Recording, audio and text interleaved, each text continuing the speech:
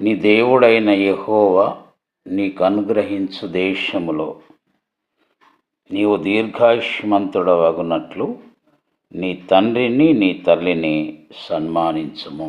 నిర్గమకాండము 20వ అధ్యాయము 12వ వచనము. ప్రియ స్నేహితులారా, ఈ లోకంలో దేవుడు మనకు అనుగ్రహించే ఆశీర్వాదంలో ఒక గొప్ప ఆశీర్వాదం తల్లిదండ్రులను మనకు అనుగ్రహించి వారిని సజీవులుగా ఉంచడమే. వారు బ్రతుకున్నంత కాలము మనం వారికి పరిచర్య చేయాలి, వారిని పోషించాలి, వారిని గౌరవించాలి. కానీ సమాజంలో ఈరోజు తల్లిదండ్రుల మీద దాడి చేయడము, వారిని ఆస్తుల కోసం హత్య చేయడం జరుగుతుంది. విచారకరమైన విషయం. మనం అలా కాకుండా దేవుని ఆజ్ఞకు విధేయత చూపించుదాం. అట్టి కృప పరిశుద్ధాత్మ దేవుడు మనకు దయచేయనుగాక.